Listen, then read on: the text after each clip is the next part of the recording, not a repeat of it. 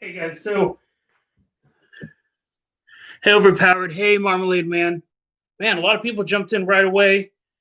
Can you guys hear me okay? This is a new laptop. Hey sometimes, hey CJ. This is a brand new laptop. I don't know what it sounds like. But if you listen to today's episode, my hair is terrible. If you listen to today's episode, I said I was house sitting. Okay? That's what I'm doing right now. I'm house sitting. This is day 3. I've been here, day 3. I denied it. The first night, this is a friend of mine's house, so I am here a lot. And I've always felt a little weird, but whatever. It's just me. This is day 3 I've been here. This house is haunted. This house is totally haunted. Did you see that? Did you see that little light up here right there? Did you guys? That wasn't there. What is that? It's gone. Did you? Okay, that has to be some sort of camera glitch. Okay, that's me. Okay, this is why I'm doing this, because I'm obviously not going crazy. Watch, I'm going to move my head. That light, that kitchen light is reflecting back there. That's interesting. Didn't that look creepy? But see, totally understandable. That's cool. I'm actually glad we figured out what that was. You guys see that, right? See, watch. Yeah. But anyway, so again, I've been seeing like weird noises. Obviously, you're gonna have stuff like that happen. And that wasn't planned. That wasn't a gimmick. I'm a little on edge, but what I've seen happen here in probably the last 20 minutes, I was laying on the ground here. I've been doing a ton of reading, getting a ton of research done. Here's my thing. So let me kind of show you around here a bit. I don't really want to dox this house that I'm at. But this is kind of how it's set up. So we have this door here. With this drain's going to blow in the wind. The window's open. Okay? So you're going to expect movement here. But what I saw, I was laying on the ground here. And I know, dude, I put on so much weight. So I'm not even talking about that right now. I quit nicotine. I put on like 20 pounds. It'll be gone, but definitely not a lot heavier. This shadow moved. So I'm laying on the ground. And I see the shadow move. So let me try to replicate that like we did with the light.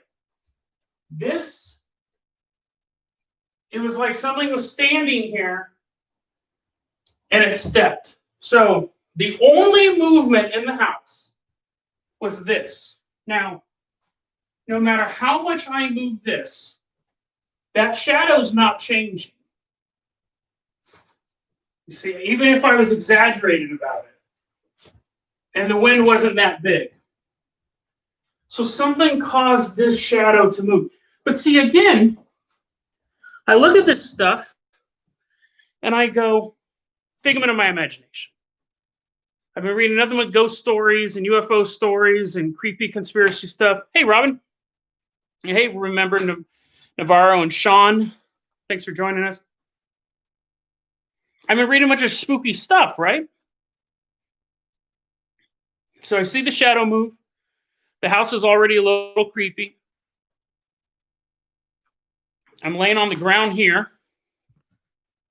because I'm hanging out. I'm here house sitting the cat. This is Jenny.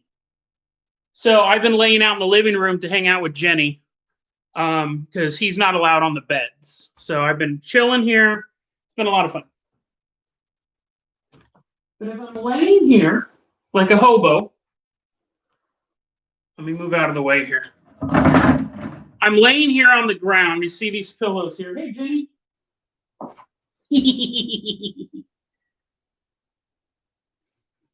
Got to give Jenny some love. He's a combat cat. He's beating up raccoons earlier. Where are you going, Jenny? Come back. Okay. I'm laying down. I had seen this shadow move a couple minutes previous. So my attention is over in this direction. Now, remember, listen, guys, I read this stuff all the time. I've been ghost hunting, all sorts of stuff. It's been years. Hey, Chime, it's been years since I've seen anything I could describe as a shadow person. Decade. Maybe even more. But I'm laying here on the ground, I'm looking in this general direction, and right here, I see what only can be described as from the knees down, a shadow child. Maybe, I don't know, kids, 6 year? Like, I don't know kids' ankles. I couldn't tell you how old it was based on below the knees. But it was something. And I sat there for a while, honestly. And I go, okay, well, might have just been my imagination. So I imagined that, which is possible. I didn't. I saw it, but that's fine. Let's say I imagined that, and then later I imagined that.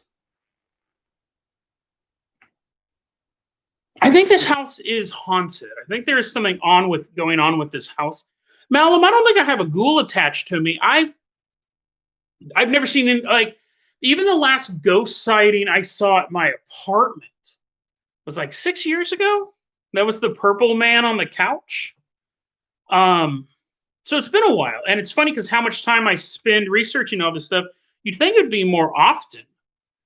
But yeah, it was really weird. Look at little Jenny. Jenny ain't scared. Hey, Jenny. He's cleaning himself. But yeah, it was just a bizarre phenomenon. Is that light thing doing that again? Can I replicate that again? No, it must be in a different. That's weird. If you saw the stream earlier, I was able to make a light appear. Now it's not anymore. Hey, Tio. Hey, Zergle. Yeah. Anyone who's alone in a haunted house, which is me. I mean, obviously, you see, this isn't my normal digs. Now, again, I don't want to dox anybody or really say whose house this is or anything like that. But I will share this story that at one point they had to do repairs under the house and in the bedroom. I don't have anything attached to me, Fiddle. But you're on the stream. In the bedroom, when they were underneath the house fixing stuff, I'm looking around, make sure nothing's creeping up on me. They found a cat skull. They didn't put it there. This was from before they moved in. There was a cat skull in underneath the floor of their bedroom. There was a cat skull and a wand, like a stick with like leather wrapped around it. So someone might have been doing some old whatever, Mighty. I'm too old to fall for that. There may have been someone doing some sort of ritual here a long time ago. What's funny is, yeah, you figure like that's weird. I was just about to say how the cat isn't. Jenny's not acting weird, but right when I was about to say that, he froze. And that's not a dildo either, Marmalade.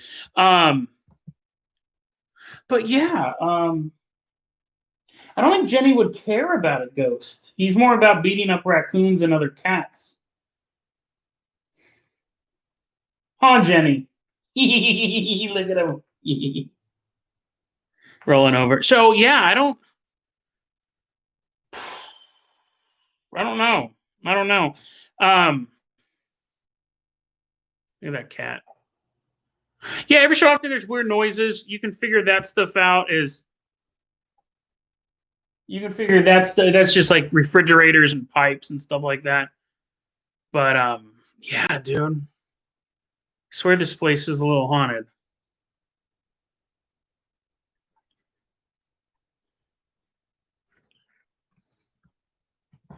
Yeah, Jenny's dope. But now look at now he's being super weird and just staring off in the distance. Hey, Jenny, Jenny, you see something? Jenny, Jenny looks super scared now.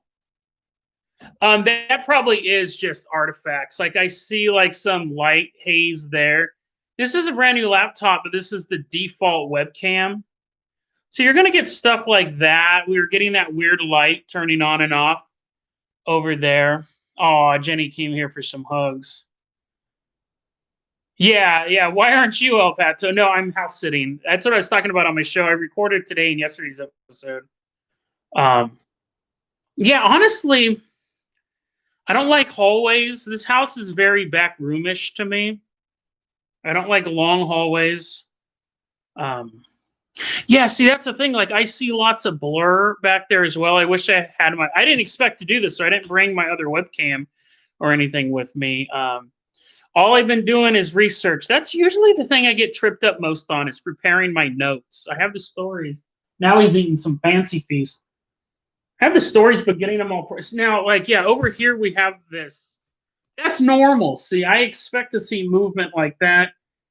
Every so often, I imagine like a hand reaching around the door, three gray fingers, or just five human fingers. They'd both be terrifying. But yeah, yeah. I expect to see. I don't expect to see stuff like that. It would scare me. But you're gonna have movement like that. It's when I'm seeing shadow. That shadow straight up. It wasn't that shadow moved. There was a shadow standing there that moved. And I would think, if it's something with my vision or something like that, I'd be seeing it at home too. I'd be seeing it at home too.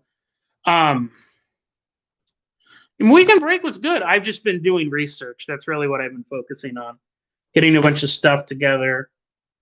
Um, I have the stories. It's just preparing them. I have to go through the notes and take stuff out and figure out which facts I want to talk about. And recently, I've been running.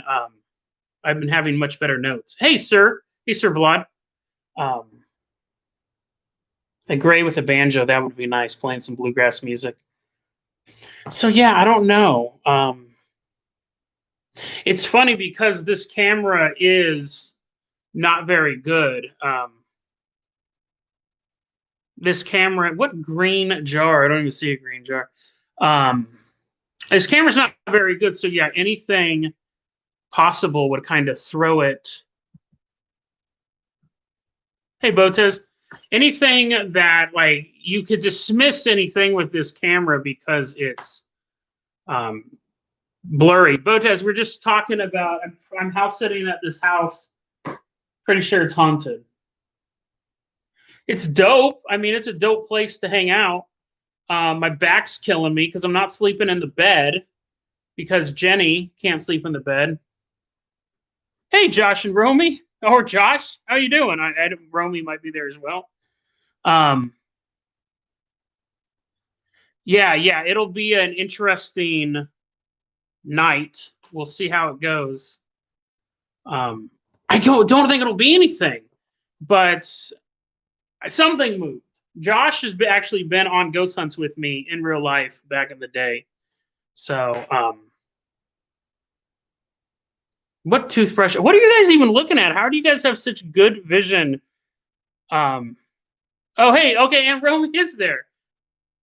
Where is there a toothbrush on the shelf? I don't even see what you guys are possibly looking at. I see Tums, haunted Tums, and then that's about it. I've thought about just leaving my webcam on, but I kind of got to get back to work. I kind of got to do more research. Thanks, Cameron, and thanks, Byron. I saw you pop up on there as well. Um, It's funny because the most artifacts I see is right here. Is that ladder. That green ladder. I keep seeing stuff over there, but again, it's just blur. It's just motion blur. There's nothing in the kitchen. There's nothing over here. But yeah, I don't know. Yeah, if I had a better camera, I could see a reason to have it recording all night. But because I got to do stuff, like what was I was actually researching some new stories. I found a guy whose radio was possessed, and he's a weirdo, so it kind of goes hand in hand. And apparently, there's a documentary called "The Wet House," and it's about. Do you guys remember that story I did a long time ago about people in Brazil who drink themselves to death? It was called an elephant graveyard. In Britain, they have a documentary about something like that called "The Wet House." So I got to watch stuff like that. I got to watch depressing stuff for the show. But so otherwise I can't. Hey, bud, how's it going? Um, so I can't leave it going on all night. But maybe Charlotte. I've thought about writing. Um, I've thought about starting writing it. No, it wasn't out of the corner of my eye. See, that's what was scary. The shadow kid was right here. Like I fully saw from the knees down. From the knees down. So I don't know, man. It's super spooky. I don't do because the people who own this house had to damp the couch around. I was like, whatever. I don't care as long as there's stuff in the fridge for me to drink during my nicotine withdrawal. Not alcohol, but just soda. You do whatever. Do whatever. Where'd you go, Jenny? I think Jenny ran outside at this point. But hey, Oracle. No, yeah, no Yanni eggs. I didn't bring left my blessed Yanni eggs at home. It was enough trouble bringing what I bought. Wearing a robe of smoke. That's pretty spooky. That's pretty spooky. No, it was just little ghost legs. Hey, Santiago. Hey, Vispones. Hey, Velvet. Yeah, just little ghost legs, little spooky ghost legs there. Now, was it really a ghost? Was it a trick of the lights? It definitely wasn't an artifact. Like, I'm seeing it. It wasn't all blurry like what you guys are seeing, but what was it? And again, see, here's the thing: if I saw this stuff if I saw this stuff at home, walking down the street, then I'd go, "Oh, it's just my eyes," or "I'm going insane," or something like that. Not ghost stalls, not ghost stalls, but the fact that I saw it here on day 3. What's today? Sunday at 6 at like 6:45. It wasn't like a super spooky time. I wasn't tired. Wasn't drinking, cloaking Sasquatch. Um, oh, I don't know what. Obviously, the most obvious thing is that it was my imagination. That was the most obvious thing, but it's not what that's. I don't think it was. I wouldn't start a live stream over my. Oh, I saw a spooky unicorn. I saw a doll. Saw a haunted doll run around. Sir Vlad, no, I'm not necessarily. No. I'm not scared. I'm curious more than anything. Like it's not something that I haven't dealt with in the past. It's been a long time. My question would be why now? Why now? It's funny. I was just researching a story. I don't want to give it away because I think it's a really good one. Yeah, I won't give it away. I have to wait until the episode to come out. But it didn't involve shadow people, but it involved a shadow world, a shadow realm. Yeah, dude, look at that's like a load bearing pole. It's not a stripper pole. It's like a load bearing. I mean, maybe it's a stripper pole for like John Henry or something like that. It's super old, but no. Yeah, I keep imagining like I'll be talking and then I'll move and you'll see like a little ghost girl. I'd leave. I'd be like, sorry. I'd actually put Jenny in my backpack and take him home. I'd be like, we're out. If I turned around and there was a straight up visual non-artifact, non-ghost lady, little phantom there, I'd be out. I'd go and grab Jenny and leave. But I don't think we're gonna see anything like that. Thankfully, I don't want to see anything like that. Hey, Jack. Yeah, actually, I'm laying on the ground. That couch is too tiny for me. It's too short. My legs hang over the side. That's one thing I'll say is that I'm not super comfortable here physically. Like at this point, my back. First off, I put on like 20 pounds when I quit nicotine, which was what 2 weeks ago. I was just when I cold turkey to the nicotine. I just said I'm going to eat whatever I want until tomorrow, and then I'll lose the weight because I can lose 20 pounds super fast. But I'm super I'm all rice bloated, all watery and bloated and stuff. So it's possible that my eyeballs are bloated. Like if that's a thing, but you have to look at the rational things. Is I imagined it. I'm not stressed at all. I'm actually doing really, really good.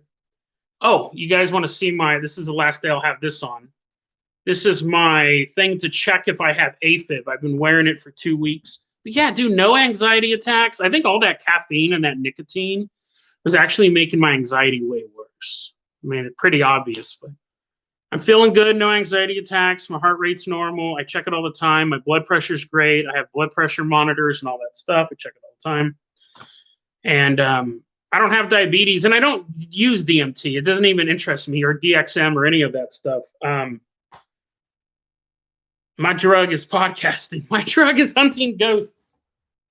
But yeah, no. So I'm not stressed out. I'm actually been super relaxed lately, and everything's going good. So you could have. It's not stress, but it easily could have been imagination, a visual disturbance, floater in the eye. 2 of them back to back. But again, those are more rational explanations than a creature from beyond hell standing there and then his son showed up. Like, that's more likely. That's more likely to do. Thanks, Byron. It's more possible than I imagined it. But I did want to I don't know, talk to you guys about it. See if something popped up. Obviously, nothing's popping up. Jenny's back. He probably went and just slapped another cat. He's licking his paws. He's tasting that victory. So there's that. He wasn't abducted. He wasn't. Oh, I'm way past nicotine withdrawals. That actually was a rough 3 days. I'm done with that. I actually probably should have went back on my diet yesterday. I gave myself like 6 days to get through it. And then day 2, I was like, I'm just going to keep using nicotine a little bit longer. I actually had to, and I've never done this before. I had to take all the nicotine in my house and throw it in the dumpster. Usually I'd have some hanging out and I just wouldn't be tempted to use it. This time, hey, thanks, Cameron. Really appreciate that. Really appreciate that. This time I had to take my nicotine and throw it in the dumpster because I was so tempted to start using it again. And then it was just, then it was done. Like after a couple days after that, totally done. Totally done. But yeah, now it's just an issue of I can lose the weight. I can drop down to 275. I can't get past that. That's really my sticking point. But the fact I'm all super bloated now, I look in the mirror and I'm like, oh man, it's so gross. But I'll be fine back to 275 soon enough. Then I don't know what I'm going to do. Josh and Romy, I don't want to point them out, but good friends of mine, they lost a ton of weight. And it's possible you can do it. I just can't figure out that special thing for me. But anyways, this isn't, if you want to watch a weight loss YouTube channel, Josh and Romy have one, but mine is ghosts. And yeah, I'm not seeing anything really pop up, which is good, right? Which is pretty good. We don't want to see a ghost. Maybe you do. Maybe you want me to be trapped in a house full of ghosts. But was that blue light there earlier? Yeah, that was there. There's my Tums. They haven't moved. Jenny's over there. So yeah, that is pretty pretty good. You know what? See, that was the thing. Like, I really do like keto. I actually switched to, dude, I keep waiting to see something come out of that bathroom. I'm really, that bathroom is where I'm the most creeped out about, honestly. Um, Keto, I'm actually went on turkey burgers instead of red meat because I got to start, being careful for my heart and all that stuff. But yeah, Zergle jerk, the bone broth. Everyone, that's the thing. Like, I was talking to my friend the other day. I was talking to Sabine the other day. I go, weight loss is funny. It's the only thing you can really succeed at by doing less of something. You want to be a better fisherman, you got to fish all the time. If you want to be a better chess player, you got to play chess all the time. If you want to be good at dieting, you actually do less of what you were doing before and you will succeed. But you got to figure out what that less is for you. So some people, they got to have less calories and more protein. Some people have less calories and more fruits and vegetables. Some people have less calories and go like super lizard or snake fast and all that stuff. Some people do Weight Watchers, that works for them. Nutrisystem, that works for them. Jenny Craig. It's finding what works best for you. But less calories is kind of consistent across all of those things. But yeah, so far I'm doing really good. I'm doing really, really good. I feel healthy. Put on, like I've said 100 times here, this has become the weight loss podcast. I put on weight since I quit nicotine, but I'll get rid of that soon enough. My heart feels great. Dude, I bought this thing. Here's a little product placement. My doctor recommended this. I honestly think everyone should get one of these. There's no promo code, but this is a cardia meter and it checks your heart rate. It's FDA approved. It'll tell you whether or not you're an AFib. It won't tell you whether or not you're having a heart attack, but it'll tell you what the health of your heart is. And you can actually sign up for a monthly fee and you can send them directly to a doctor and they'll go see a real doctor. I mean, I'm a real doctor, but yeah, it's called a cardio. This has actually helped me with my anxiety attacks a lot because a lot of times my anxiety attacks, especially lately. Am I in AFib again? Is something going on? Fresh tomato. Did I tell that story on the show about the fresh tomatoes on the pizza? I don't think I did. There's some stories that I don't tell on the show because they could harm future employment. Not like they wouldn't be funny to tell on the show. I will tell this story, though, since Josh is in the chat. Here's a story. I actually left this out. I talked about this on an old episode, but I cut it for time. Maybe I'll include it on a future episode. But you guys remember, not my new haunted doll, but there was a long time ago where I found a haunted doll. My dog had dug it up in the backyard. And me and Josh's sister, Jackie, became obsessed with this doll. Did I tell this story on the podcast? We began cleaning the doll. We began obsessively cleaning this doll and washing it off, and we untangled it. It was super creepy. It's like the doll was commanding us to do it. Okay, so I did tell that part of the story. I didn't tell this part of the story. So we have this doll. I cut this out for time. Me and Josh were working at a pizza parlor together. And I thought it would be hilarious. It was like an old-timey doll, but I took this doll. No. It was like an old, like, plastic doll. I took this doll and I buried it. So we worked at this pizza parlor together, and there was a bunch of ingredients in the walk-in freezer.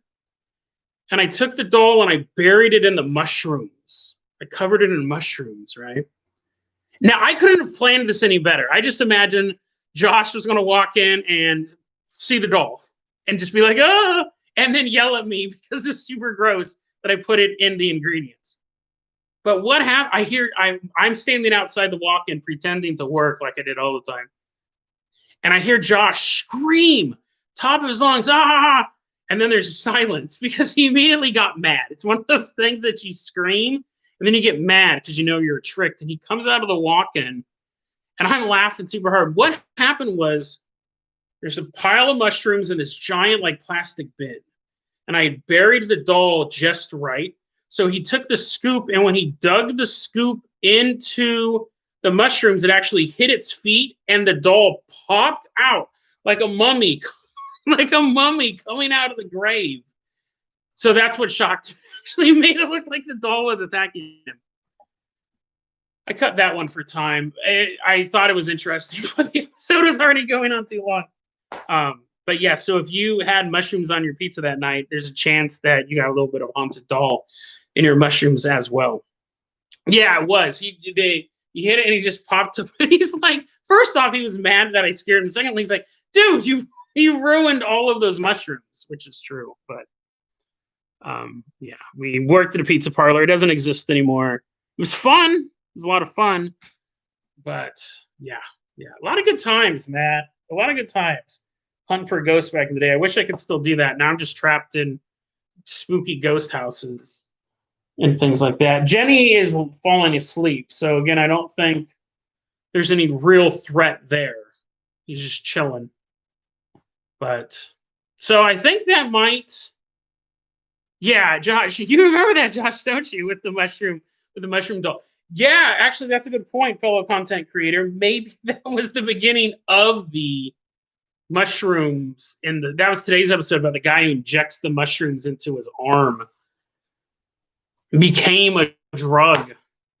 Super spooky. Man, they didn't close that store for nothing, El Pato. You could have had a rat. That was one thing. We didn't have rats.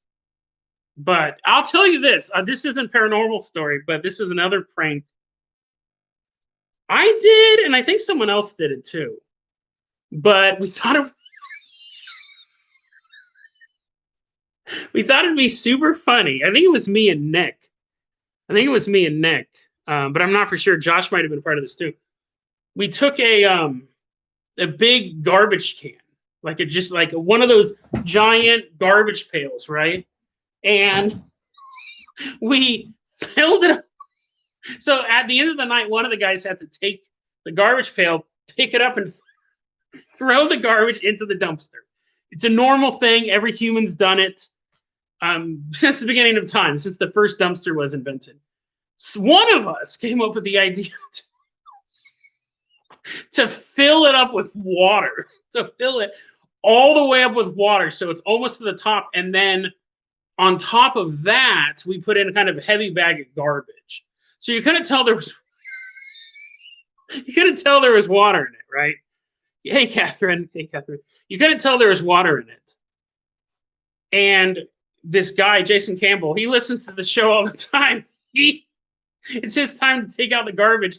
We're all just sitting in there. We're all sitting in there. He walks out. He comes back in a couple minutes later, and he's holding his back. He's in so much pain. And we're like, we totally pretend to be dumb. We're like, hey, what happened? And he almost threw his back out because he grabbed. I think it was on wheels, so it went out there fine. But he grabbed it and he lifted with all strength, and he couldn't pick it up, and he ripped his back up, and he was so mad. I don't know if anyone ever claimed credit for that one, because I think he was legitimately injured. Jason, if you're listening to this, he does listen to the show. I don't know if I did it. I think I might have just known about it. I think it was Nick. But yeah, we didn't step on lettuce. I see that here. And then Catherine Bellingham said that they had tomato fights. Thank you, an idea guy. I don't know Mr. Cruel's story. I don't know that story. Oh, is that the guy with the mask? I've looked at that story before. Apparently, it's like supposed to be it is creepy. It's the creepiest artist sketch ever. It's basically a artist. I think it was Nick Josh. Yeah, I think that was his. It's basically a profile sketch, but it was just you couldn't see anything. It was like someone goes, "What did the suspect look like?" And you just described the ski mask. I looked into it. It's fairly popular. That's a conspiracy theory or a story that's a lot of visual. So it'd be hard to be like, it's creepy, and then have the listener have to go check it out. So probably won't be on the show. I think the guy with the nail jacket was more compelling than Mr. Cruel. Because you could tell that story. Mr. Cruel, he just committed a couple sex crimes. I'm not dismissing that, but then you have to look at the picture for it to be scary. Otherwise, it's just a typical thing. And on a podcast, it's kind of hard to do. Yeah, the nail jacket story that was a thing. Like they're pretty similar. But the nail jacket story has a beginning, a middle, and an end, which is always nice. Sometimes if it's unsolved, it's extra creepy, which works as well. But yeah, the Mr. Cruel thing, I think it's so much tied into that picture. We did have some good WWF matches near a huge pizza oven. Dude, it was so much fun. If you guys have never worked at a restaurant, I recommend it. It's actually like one of the most chill places you can, well, probably not during COVID, but it's actually a really chill place to work. Yeah. I remember we used to steal cookies we delivered pizzas out in a really shady area. Did I ever tell you the time where did I talk about on the show when I delivered the pizza to the Satan worshiper? I won't tell that story. I'll wait to see what you guys think. But one of my first deliveries at Godfather's Pizza, I delivered it to basically the hillbillies from the Wrong Turn movies. So let me know if I've told that one before. Catherine, Catherine asked what merchandise she should get for her partner for his birthday. You can't go wrong with a t-shirt. But if he's not a t-shirt person, I actually fixed the merch store. Apparently it was busted where it would just show like 3 or 4 things there. And now you can have like cups and notepads and stickers for your iPhone cases and stuff like that. Haunted doll merchandise, selling haunted dolls. Yeah, I think any customer service job can teach humility and humbleness. And yeah, kind of help it out. So did I not tell the story about when I was delivering pizza? When this is the problem. That would be cool, bud, to have a pint glass. When you get to a certain age and you record 600 episodes, you kind of forget what you talk about, especially when it's personal experiences. So when I was working for Godfather's Pizza, that was the place. I will dox them. They no longer exist there. And if you ever have stomach problems and you need to like get all the food out of you and there's not an Arby's in your area, order Godfather's Pizza. It's the best colonic you will ever have. But I was delivering out to this street called Dyers Lane out in, you have Antelope, you have this road, you have Watt, and then just a little bit out of Antelope, you turn one way, it's PFE, it's kind of just in the middle of nowhere. There's old missile silos out there. You turn left, you hit Dyers Lane. When I moved to this area, it was basically, it's close to that, bud.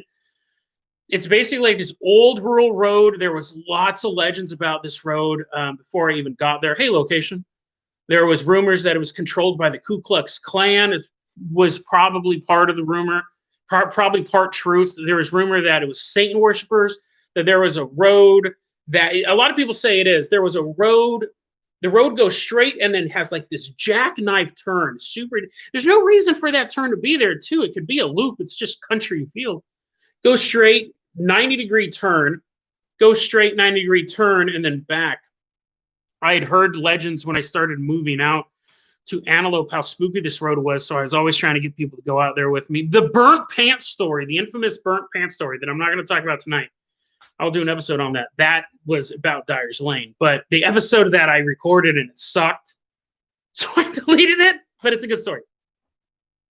I had a pizza delivery to Dyers Lane. If you look up Dyers Lane in Rio Linda, they've made like a horror movie about it. You'll see videos on YouTube today of kids driving down it.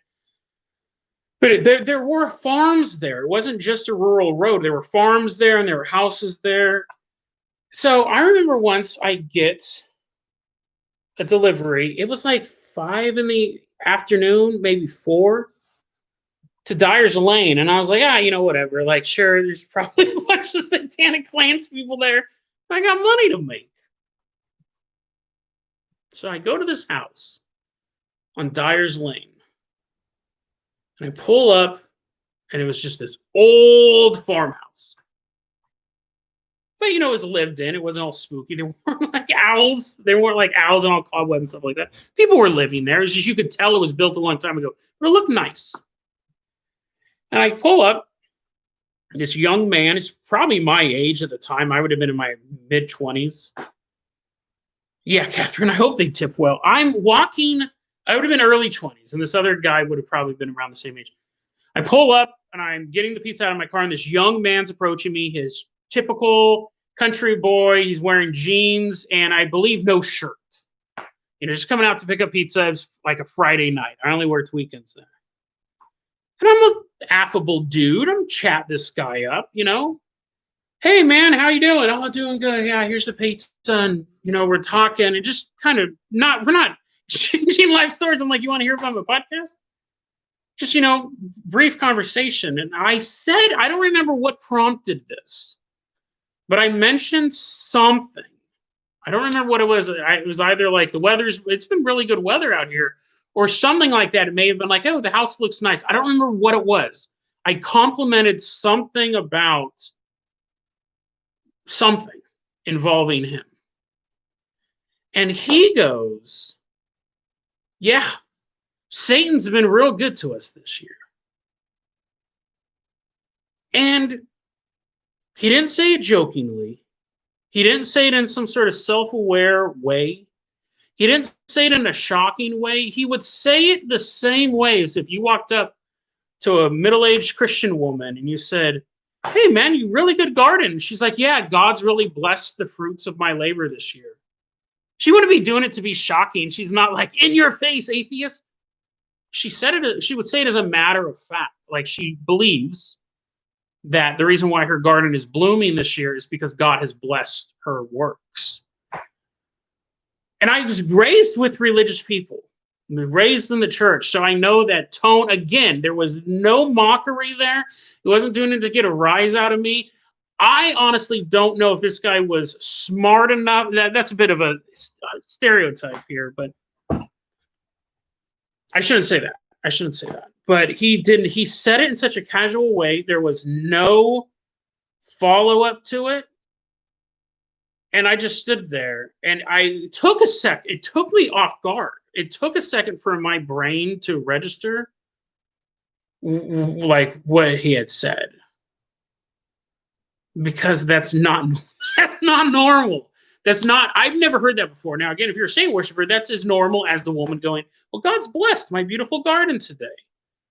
And I just kind of stood there, and he probably sensed my discomfort, and I had to recover real quickly because I was afraid he's going to stick me with a trident, or what is it, pitchfork?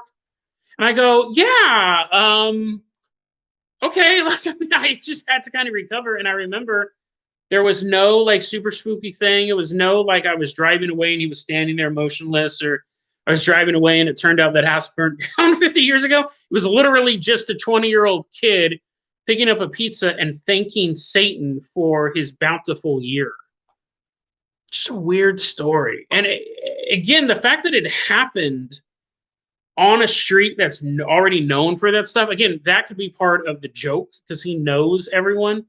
But again, do you really want to tell people who deliver your food that he said that you forgot his code? No, I would never go back. That's another thing. I never went back there, not because I was too scared. I never ordered another pizza, as far as I know. Not on the weekend. I remember, this has nothing to do with paranormal, but true crime, maybe? This was a sad story. This was a sad story because obviously I have weight issues. That's something that when you have an issue with something, you have to be honest with it. Otherwise, you're never going to change it. So when I see other people struggling with their weight, like truly struggling with their weight, it sucks, right? Because I know like what I need to do, and I know if I do it, then I'll succeed and stuff like that. There was a family in Rio Linda. Josh, you might remember this story. Again, I was an outsider. I had grown up in Orangevale, the meth capital of California, surrounded by peckerwoods. Actually, I'd moved up and down the state. So every 2 years, I changed schools. I had a ton of friends. But I'd spent quite a few years in Orangevale in high school, last 2 years of high school. And as I was going to college, I was surrounded by peckerwoods and meth heads and stuff like that. A lot of white supremacy. So that was I was like, oh, that was kind of what I had in my periphery going on. So when I moved out to Antelope, I remember Josh and everyone. I get a job. I didn't move. Oh, I know I was an Antelope, but when I started working at Godfather's Pizza, and I started ending up Josh and everyone was telling me about all the crazy stuff in Rio Linda. They're like, don't go down this street. Don't go down Omega Court. That was one of them. That's not Rio Linda. But that's basically like if you're a rapper in Sacramento, you just mention Omega Court in your songs. No, Stockton is now the meth capital, Sephora. It used to be Orangeville, and Stockton won that. They tell me all about Rio Linda. You had remind me to tell you about the janitor story too. I might finish out that. That's a really cool true crime story. Spooky. But anyways, they're telling about all the weird people in Rio Linda that order pizzas and just like weird things you'll see. I was never really out in Rio Linda. Now, Orangevale was more suburban, but it still had all this old rural atmosphere, rural mindset, even though it was a suburban area. Rio Linda was straight up rural, one stoplight town. There was a family there. I don't remember what their names were. And I'm not saying this to be cruel. I'm debating telling the story. I'm not saying this to be cruel. They were the fattest people I've ever seen in real life. And this is coming from someone who struggled with weight, who at my heaviest was 350 pounds. I would have been the black sheep of this family. They were the biggest people I've ever seen in real life. And the people at Godfather's are like, hey, I said, hey, I got to deliver to this house. And everyone was like, oh, dude, you're going to go see this family. They're the biggest people you'll ever see in your life. And I thought, oh, I know. I don't think so. I doubted that. Because just kids are talking. We're all kids. So I felt so bad. So one of these guys was currently going to high school with a bunch of other people who were, or he just graduated or was about to graduate, but he was at the high school. So they knew one of these kids. He had to be like 17 years old. So I get this order. It's like 2 large pizzas and a couple liters of Coke to take out to this house in Rio Linda. And I remember pulling up. And in the front yard is what I can only assume a stolen park bench. Because I don't think you can buy, it was a picnic table, not a park bench. I don't think you can buy a giant wooden weathered picnic table, but maybe you can. Picnic table. In the front yard of this house was a massive picnic table. Hey, Rocky. And sitting at this picnic table was an entire family of the biggest humans I've ever seen in real life. They had to sit at the picnic table because they couldn't fit around a normal table inside. And I'm walking up with these pizzas. I have been there, Mather. I have been to Mather Piddlepoo. I was walking up with these pizzas. And I see this young kid. He's 17 years old. He had to have been 450, 500 pounds. Easily 2 of me. Maybe they did build themselves. The seats, that's what El Pettis made. But the seats were movable. Like the bench seats. And I remember walking up and seeing this young kid, and I'm thinking, this poor dude. I was 315 when I graduated high school. They had to custom make my graduation gown in 1994. I can tell you now they probably have like 5 extra large gowns. Back when I was in high school, obesity wasn't as big as an issue. So they didn't have gowns my size. A gown, a graduation gown, the biggest possible piece of clothing that a kid can wear. They didn't have in my size. You know how big you have to be to not have a graduation gown fit you? But anyways, I'm definitely not that heavy anymore. But I pull up to this house. I got to check my phone real quick. Where did it?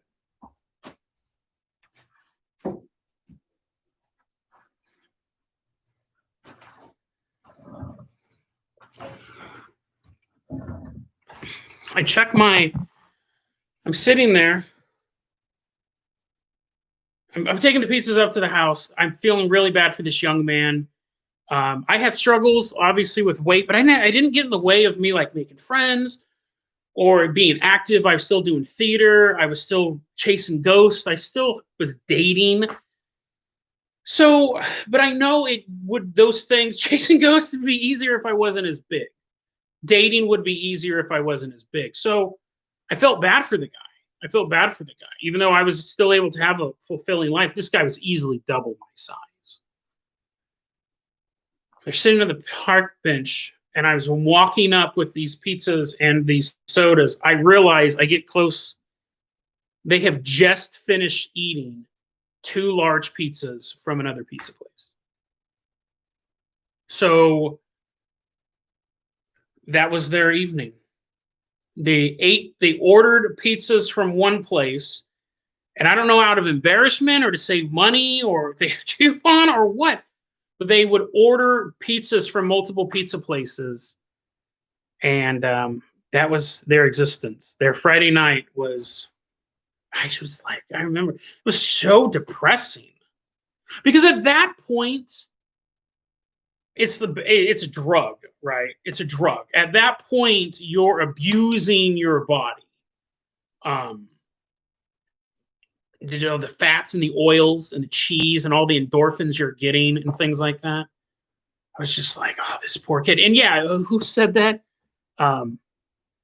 Yes. Yeah, that's, at least you were wearing pants. They were all wearing, I think, sweats or something like that. Sneed said maybe he's now a successful sumo wrestler. Probably not. Probably not. I felt so bad for that guy. I felt, hey, Nicole. I felt so bad for that guy because he was in that family.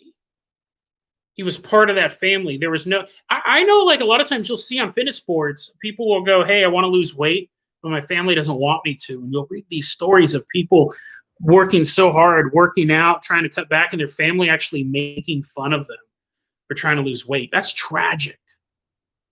Because there's really no other drug. Like, if you were addicted to heroin, something like that, your family's going to, unless your family's selling heroin, they'll help you out. But with food, a lot of times people, oh, no, it's fine. Just have another yogurt. Mom, I just ate 10 of them. No, just have another one. You're getting skinny. Tragic. There was this, I've actually thought about doing an episode. There was a big true crime story. I'm not going to go super into it now. I actually wanted to talk to Josh about it, honestly. We can talk about it later, get your opinion on this. There was a big murder case in Antelope. And I, again, moved into that social realm probably like a year after it happened. Probably like a year after it happened or something like that. But I'll talk to Josh about that because I kind of would like to do a segment on that.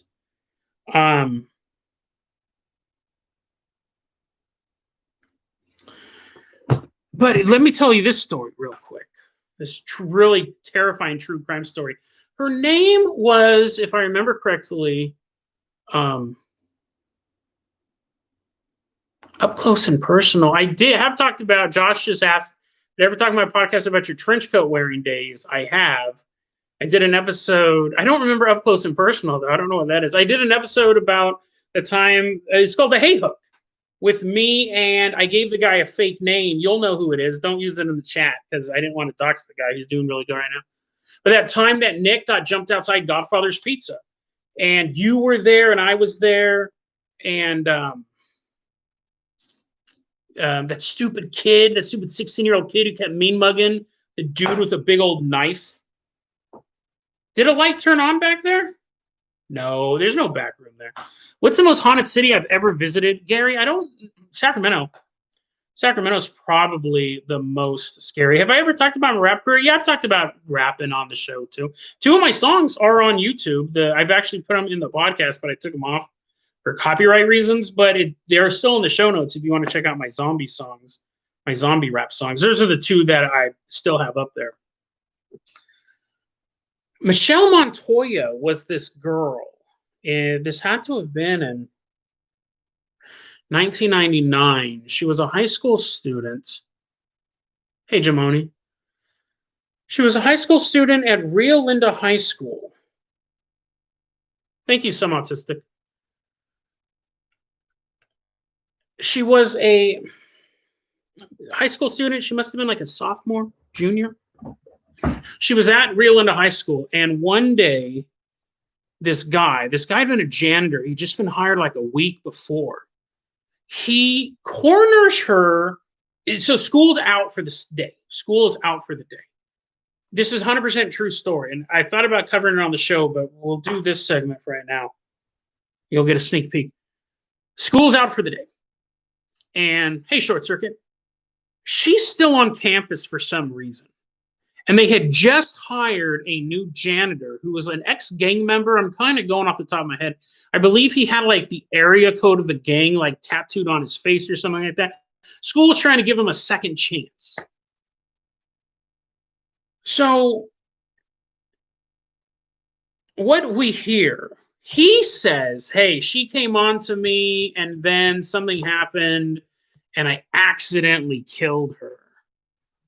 The jury found that he had sexually assaulted her and then chopped her up with they're in the wood shop class, used like a bandsaw or a table saw to cut her head, to cut her throat. Huge murder trial. It was a huge thing. High school student getting killed by a janitor in a super gruesome way in the middle of the day, like Thursday or Friday. It doesn't matter what day of the week it was, but could have been anyone's kid. Huge tragedy. So that's that true crime story. But just because the way life turns out sometimes, and it's super weird. David, and I'll get to David's comment in a second. One day I'm at my grandma's house. I lived with my grandma for a long time. And Sephora, that's really funny that Sephora just said, imagine having to clean that mess up. I remember I was at my grandma's house one day. It was late. It was like 9 or 10 o'clock at night. My Uncle Rick's there, my grandma, my grandpa are there, and there's a knock at the door. This had to be like 2-3 years after that.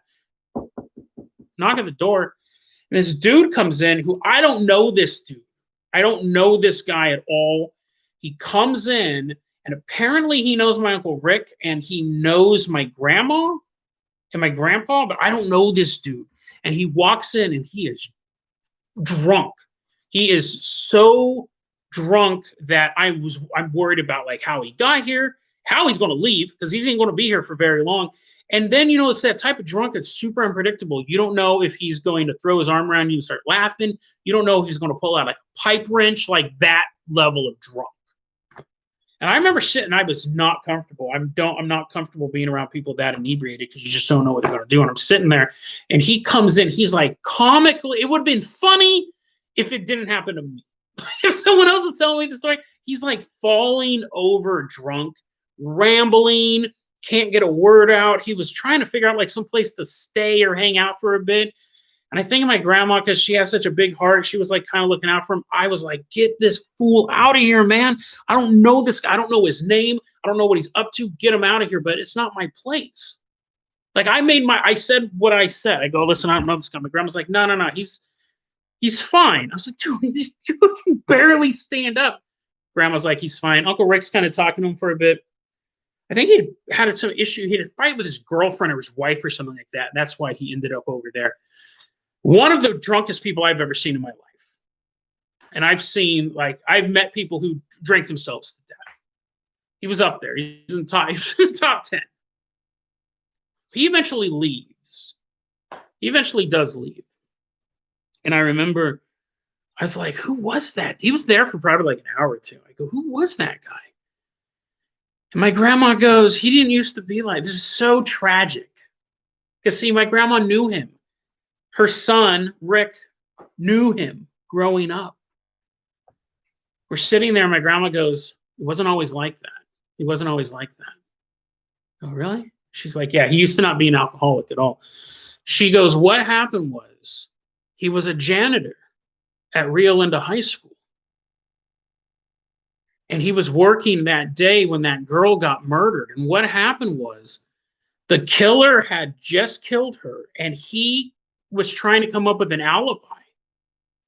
So he runs out of the wood shop and meets this guy, his fellow janitor, and is like, "Oh my God, there's an accident. There's a huge accident in the wood shop. You got to come and see. You got to come in here." And the murderer basically grabs this dude. He's like, "What's going on?" But he's grabbing this guy and he's pulling him into the wood shop. And this dude who just killed this girl is holding this dude. And it wasn't that her throat got cut. She was decapitated. There was blood everywhere. This 16-year-old girl's head is sitting there. There's a bandsaw going. It's just gore. And he's trying to take this in, trying to figure out what's going on. And the man who just murdered her is holding on to him, being like, "It was an accident. It was an accident." It totally messed him up. He was never right after that. Hardcore alcoholic, ruined his marriage, ruined his life. And that's what I think's so interesting about true crime. A lot of times we have the victim, obviously, tragic. That one guy was just walking down the street with his dog. Some mugger came up, shot him in the chest. I don't like talking about a lot of I read true crime more than anything, but I don't cover a lot of it on the show because it's super depressing. But I read it and I put it in a little file, little folder if I ever have to reference it. We always have the victim. That's tragic. 22-year-old man shot, walking his dog. Then you have the perpetrators, which other than extenuating circumstances, they're just human garbage. But the perpetrators have their family, their friends, their loved ones who goes, "How could you have done that? You could have asked me for money. I would have given you money. I know you I know I said I'd never give you another dollar for your drugs or something like that, but I never thought you'd go out and kill someone. You could have came to me." So you always have the family members. But then you just have these random people on the outskirts. This guy was just a janitor at a high school doing his job, forced into a room by a murderer to look at a decapitated girl. And messed him up. Messed them up. The stories in between those sentences, in between the articles, those people that show up, and I got to see that lie up front. I was just like, what? It was sad when you see someone that drunk and then you find out that backstory to that. But yeah, I thought about doing it. I don't think I'll do it the whole story. You guys got an exclusive about the Michelle Montoya thing. That's kind of the story there. But yeah, might see my top 10 drunk people. I did have a friend who, I think I told this story before. I had a friend I lived in an underground punk rock bar for a while, a couple months. And that was where I met the most alcoholic person I've ever seen in my life. He wasn't allowed to drink, and everyone else was drinking because it was punk rock, dude. We didn't care. And we were all these. I remember sitting in this chair one day. And there was a couch, and it was a dude, the alcoholic, who was he was my age back then, or older. He was like in his 50s. You had a dude, you had this old man, you had a dude, and they were drinking whiskey or vodka right out of the bottle because it's punk rock, right? And the first guy takes the drink, and this guy who you think was a human, would just stare at this bottle like dangling meat in front of. He didn't look human. His eyes did not look human. It looked like when you dangle a toy, and not even like in front of a baby, in front of a dog, its eyes, they get really wide. They're trying to take everything in. Hey, Daniel. Hey, Barky, man. I'm watching his eyes bug out as he's looking at this nectar, this thing that I've never seen anyone that addicted to anything. I've been around meth users. I've been around hardcore opioid users. I've never seen anyone with that look in their eyes. And as they passed it over him, his eyes, it looked like his eyes were just moving around, boggling around. And then it goes to the next guy. So literally like you were playing with keys in front of no, I'm not in my 50s. I'm saying that he was in his 50s. I'm 44. But the bottle goes around the room, and like a panther in the bushes, his eyes are just googly, like a doll. And it moves around, it moves around. So Piddle, I thought that you were from the day. We've talked about that. Quinn, right? And anyways, so you do, and you, yeah. I because Piddle was making comments. I was like, I think that he was part of that. They're passing it around, and it gets back to now it's going back over him. He grabs with both hands. Everyone's kind of just taking a shot of it. He grabs with both hands and goes glug glug glug glug glug. And immediately people are like, get away from him, get away from him. And they're like, he's chugging it as they're wrestling it. I've never seen anyone do that before. Now, to be fair, I've never seen like handfuls of Vicodin go around a room and then one guy going off. But I've been around people who had hardcore opioid addictions. I've never seen like a heroin needle pass by in their eyes, Google, but maybe they do at that level. Definitely never seen anyone that alcoholic. And he ended up, I remember I moved away and I was talking to one of my friends and I go, hey, how's everything going back home? And he's like, homeboy's dead. And I was like, what? And yeah, apparently it was super cold one night. It's Sacramento, so it shouldn't get that cold, but it was really cold this particular night. He locked himself out of his house. He was super drunk. I guess he was trying to climb his fence to get into his house and he fell and then just kind of landed there and then died. I was like, did he die from like fall? And they're like, no, he just like died from exposure. He was so drunk, he couldn't move. Like once he just kind of laid there and it was super cold, he just died. Yeah, he wasn't that old, and it was the same thing. And from what I remember, this is going to piss a lot of people off. This part of it because it pisses me off too. He was a drunk, and then his wife was a drunk, and he got better, and from what I'm trying to remember what happened was like he had a drinking issue. He fell in love with an alcoholic, if I remember the story correctly. So he just stopped drinking, but he didn't have that much of an issue. And then he supported her throughout the years to get clean herself, and then ended up dropping a ton of money to get her into a really nice rehab. But in rehab, she met a dude and she divorced him and went with this dude, and then he became a hardcore alcoholic. Like if I remember correctly, that there could be details missing there, but yeah, you're like, dude, seriously? Yeah, something like that. If I remember, that's fake chew, by the way. If I remember correctly, that's what happened. But yeah, it's funny. We're just here for ghosts, and then you end up getting a bunch of Dead Rabbit Radio exclusive true crime stories. Yeah, it was sad. I mean, that's the thing. Like, you can just imagine that. Yeah, I don't get it. Like, I've drank to pass out 2 or 3 times. It's super, super rare for me. I used to drink all the time. I used to smoke weed all the time. I used to drink all the time. Here's the thing. Like, when I think about this stuff all the time. You wake up, I'd get stoned, drink. I watch Buffy the Vampire Slayer, watch Pokemon, watch MTV, TRL, all that stuff, party all night. It was great. It was so awesome. But at a certain point, I was like, yeah. And if I went back to that, if I started like drinking and smoking again, I don't think it'd be as fun because I don't think the culture is as fun. I don't think it would be cool to drink and smoke and watch Netflix. Like there's something about watching. You're like, Jason, don't drink and smoke and watch television. Go hang out with your friends. But you know what I mean? Like you want to enjoy the culture. I think you have to have the right culture and the right drug. Yeah, piddle poo. I remember smoking out and you getting way too. I have no tolerance for it. When I smoked weed, I was super cheap. Drunk. I would drink 2 beers and I was done. I could drink more hard liquor, but if I drink 2 beers, it's done for the night. People are like, take his keys. Take his keys. He just had 2 beers. Same thing. Like I would take a hit or 2 of weed and I'd be done.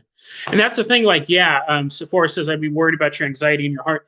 Back then, I still had anxiety issues, but I just think I could tolerate that stuff better. Now, the thought of getting stoned actually makes me anxious because I hang out with people who smoke weed and all that stuff. But If people are like, I don't, it's not like they're peer pressuring me or anything, but I'll remember what it used to be like and how much fun it was. But then I think, oh, it just stresses me out because I don't like being out of that. I don't like not being able to react to stuff. And thank you, Gary. Yeah, I try to be happy. I think there's a lot to be happy for. Hey, Ira, I think there's a lot to be happy for. Scarebass will ever bring back the Minecraft server? I think we might do it seasonally. I think we might bring it back in the summertime, honestly. They're doing a new update. I don't mind doing the Minecraft server, but I don't want to keep it up all year round because eventually there's only like 2 or 3 people on it and it costs money. I think it'd be better if it was a seasonal thing so people knew, hey, you have 2-3 months to do whatever you want on it. But after that, it's going to get reset. I think the most beautiful thing about Minecraft is starting over. Building the huge monuments, you just get bored eventually. Yeah, Piddlepoo talked about the ghost. We did see shadow people at the Shanty. That was the name of that underground rock club back in the day. But it's been years since I've seen shadows until tonight when I was watching this stuff here. Cool, Ryan. Cool. Yeah, so sobriety is nice. I've had to deal with sobriety as far as getting off the nicotine. That was definitely giving me energy, suppressing my appetite. I don't like these glasses. What's reflecting? Is that the screen? That blue? That's weird. Thanks,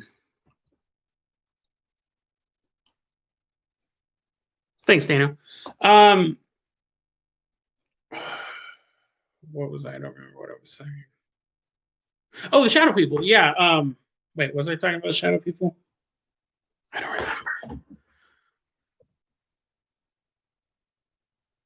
remember. To do a recap for Gary, I saw something move. That shadow there. I saw something. Oh, that's me.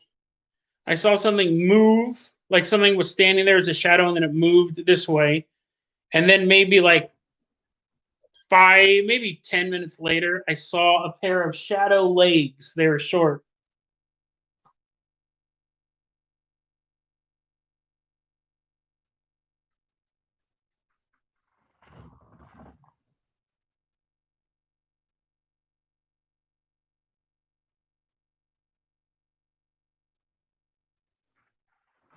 Sorry.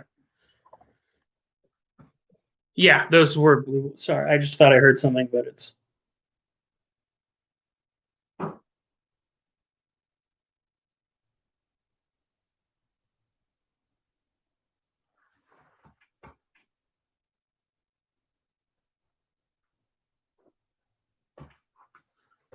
No, I keep hearing something. I'm gonna start shutting stuff down.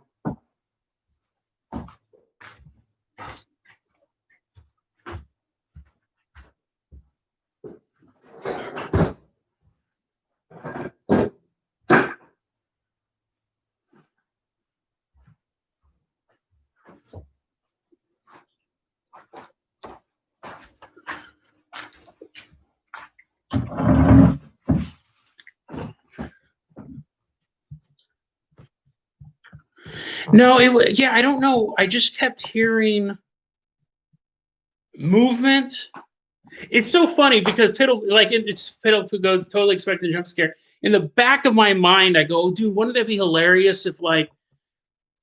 But then you got to have a reputation, right? If I fake the ending of a live stream, if I like had my buddy jump out of the closet after all this time and did something funny or spooky as a social experiment, it would totally ruin your credibility. That's one thing. If you're a ghost hunter, I always recommend. That's the thing, Alpato. I keep hearing something, but I'm pretty sure it's that drape. And this, my knee will press up against. This is on a little nightstand. There's a lot of noises, but I was hearing. What was weird to me is that this has been open this whole time, and it wasn't until about 5 minutes ago I actually heard it. And the wind's been blowing the whole time. That's what was super weird to me. And then I heard wind chimes, which again, there's wind chimes, I believe, outside. But I hadn't heard them all for 3 days. So that's what was kind of weird. That's what was weird to me. No, and I just started seeing them tonight, and again, I don't know if it was complete. I know I could like imagine if there was like somebody hiding underneath this table, like every time I kind of move. No, my perimeter is clean, and the problem is like if someone gets in here, then it's going to be a struggle, but because this isn't my place, like I don't have any like in my place. Don't come to my place. Don't come to my place. It's suited up. It's suited up. But here, no, Barfy, man, I'm house sitting. I'm house sitting. Jenny, the cat's here.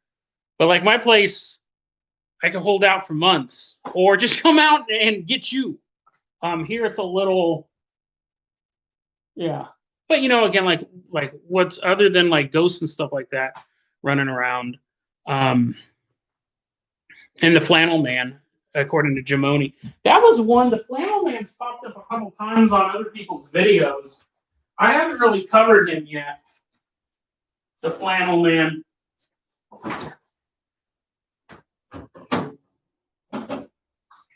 But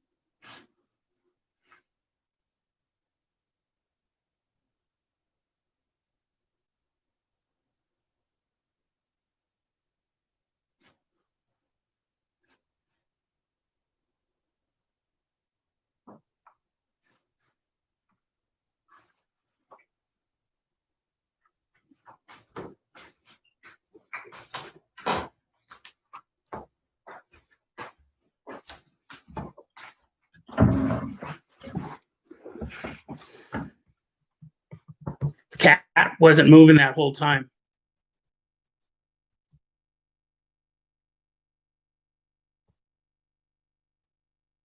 That's funny. Like a guy with his hands on it. I'll explain what happened over there in a second. I just want to see if he's possessed. It's like Blair Witch, just standing in the corner. So what happened was I got up to get this episode sponsored by Diet Sprite. I'm sorry.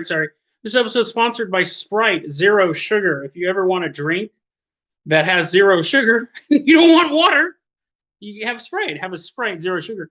I got up to have a Sprite Zero Sugar, only 0 calories, and there's no wind chime out there.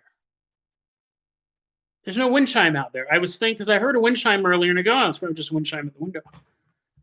There's no wind chime there. So that's kind of what I was looking at first. Hey, no breaks. And then, yeah, the cat was not moving. Jenny has been sitting over. This is my stalwart companion cleaning himself. Jenny, say hi to the people. Nope, just cleaning himself. It is sponsored. They gave me this one free can, and they said tell us, but it wasn't free. I had to pay for it. I thought I heard the wind chime. Now it's possible neighbors have wind chime, have a super loud wind chime. Hey, Gerardo. Hey, Mello.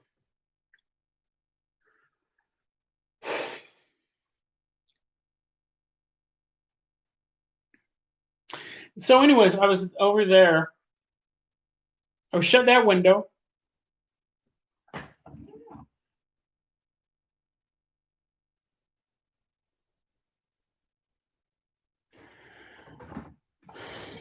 There's something in that room, is what I'm getting to. There's something in that room. Again, if ghosts, I believe ghosts are real, but could just be my imagination. That's the most likely thing. Like imagination, vision issues. But anyways, so what happened was I got it. Now I'm just staring at the room. I got up. You guys saw it. Got up to get my Sprite Zero Sugar. Could be Post Malone. You never know. Checked outside. There's no wind chime. So if I didn't hear the wind chime, it's coming from a neighbor's house. Totally likely. I think it's weird that I hear the wind chime now and haven't heard it the past 2 or 3 days I've been here. Could be hands. Good. Could be hands. Hey, Peter.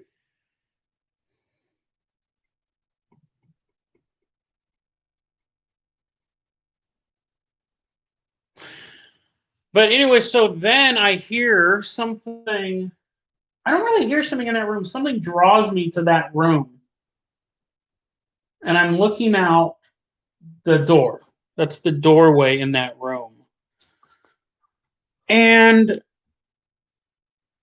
my mouth went dry immediately. Now, this is really, really interesting. I walk in there, my mouth gets dry, I feel weird in there. I think I hear a noise. You guys watched. I was in there for a little bit, kind of looking around. So we could call it a day and say there's something spooky in there. I was having physical reaction to something. I walk into that room, I feel my mouth go dry. Why did I get up in the first place? Here's a little quiz. Why did I get up in the first place? Let's see who answers first.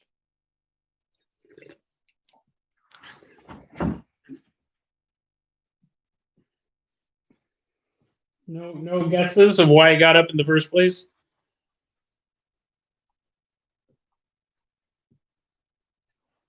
Exactly. So my mouth was already dry. I didn't notice it, how thirsty I was. Exactly. And that's what's really interesting about paranormal phenomenon. In my mind, when you guys saw it. I walked back and go, there's something in there. And I feel you guys saw my physical reaction in there. I did not feel comfortable in there because my mouth went dry. And it wasn't dry before I went in there. But it was. It totally was. I was just registering it. Oh, I'm thirsty. So it's interesting. That was a kind of a weird, like how the stream started off too, with watching the ghost light reappear. We kind of debuffed that. We kind of figured that out. Those times when people go into rooms and they go, oh, I felt a cold come over me. Maybe they were already feeling a little cold, but didn't notice it because they weren't in a spooky place.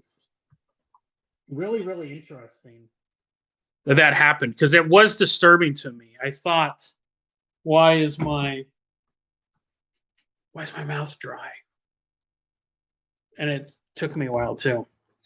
No, that's not a stripper pole. That's a load bearing pole. And no, I don't turn off lights or do any of that stuff or try to invoke it or try to bring it. There's no point in that. Actually, I usually sleep with all these lights on. Huh, Jenny?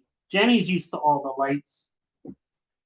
But anyway, so yeah, I think that's an hour and a half. I think we're actually going to wrap up the live stream here. Someone asked earlier too, did I do anything special for episode 600? No, I didn't. I actually forgot it was episode 600 until I was halfway through recording it. I actually mentioned that on the episode. It's already recorded. I recorded that episode ahead of time so I could take this vacation and just hang out and research. But yeah, and then Peter and someone else asked today, they go, are you going to do anything special for episode 666? And I go, I probably won't even remember that it's episode 666. But same thing, I don't really know what number I'm doing until I'm saving the file. So who knows? I might do something special. I do know at this point we almost have more episodes than The Simpsons, which is really awesome. I think The Simpsons has like 630 episodes. We'll beat that in the next 2 months. So that's all because of you guys. Barky Man, will I do a rap over you? Instrumental? Maybe. I don't know. The rapping thing, you need to do, hey, Chrono, you need to do a lot of practice on that, stuff like that. Josh and Romy, you guys have a great night. Thanks for joining us. I'll talk to you about that story. You know the one I'm talking about, the one with the pizza parlor, because you know more information about that than I do. I wanted to get to you on that. I'm not going to get possessed live on episode 666, no. But yeah, I'll probably just forget. Just like a lot of times I'll forget. But we'll go. We'll see how it all plays out. But hey, everyone, you guys have a great night. I hope you guys enjoyed learning a little bit about how spooky stuff happens and how it doesn't happen. And thanks for coming out. Fluffle, like Barfy Man brings up, the Fluffle. And the show is going great, and I'm so glad that you guys are a part of it. And I'll get a hold of you, Josh. We'll get that story. And you guys have a great night. If anything happens, I will let you guys know. If anything spooky dooky happens, I'll let you know. Have a great night, guys. Thanks for coming out. It was really fun spending time with you. Have a great day, and I'll see you tomorrow. Sorry, Lemmy. Bye, Sam.